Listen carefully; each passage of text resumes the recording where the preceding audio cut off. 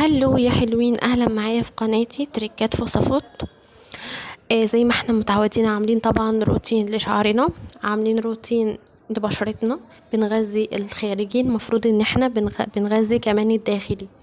الوصفة اللي انتوا شايفينها دي من الاخر، دي بتغذي الداخلي، بتغذي الشعر من جوه، بتغذي البشرة من جوه، مفيدة طبعا للعظم للعظام. شاملة كل حاجة، حتى للهرمونات هتظبط لك هرموناتك وبتشبع.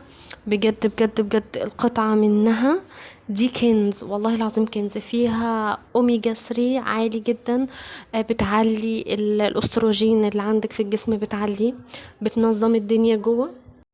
طبعا بذور الكتان دي ملكة الأوميجا 3 النباتي، بتقلل التهاب فروة الراس وبتقلل التساقط. فيها ألياف بتمسك المية، بتشبع وبتظبط الهضم. فيها مضاد أكسدة قوي بيحمي الشعر من الشيب المبكر.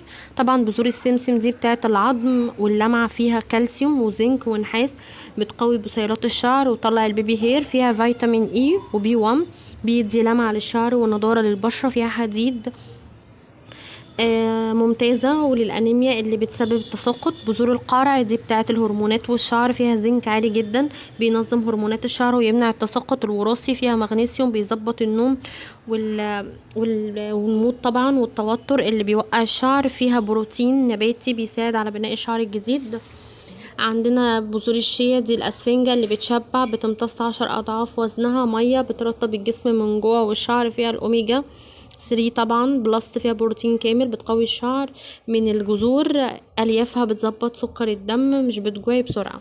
طبعا اول حاجه عملتها زي ما انتم شايفين، جبت بذور الكتان 4 معالق كبار، معاهم 4 معالق كبار من بذور الشيا. بعدين حطيت عليهم كوبايه ميه مغليه وسبتهم 10 دقايق لحد ما عملوا الجل اللي انتم شايفينه. بعدين جبت 4 معالق سمسم، بعدين 4 معالق البذور القرع. بعدين قلبتهم كويس جدا، حطيت عليهم رشه ملح، وحطيت بعد كده رشه صغيره كمون. لو انت عايزه تحطي زعتر حطي زي ما انت عايزه. جبت صينيه دهنتها، لو عندك ورق زبده حطيه. بعدين حطيتها في الفرن.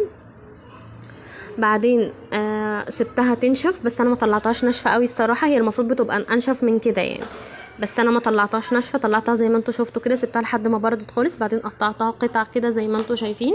دي بتتاخد قطعه واحده بس كل يوم، وممكن نحطها على زبادي وممكن نحطها على السلطه، وجربيها وهتدعيلي. بجد بجد بجد خطيره جدا.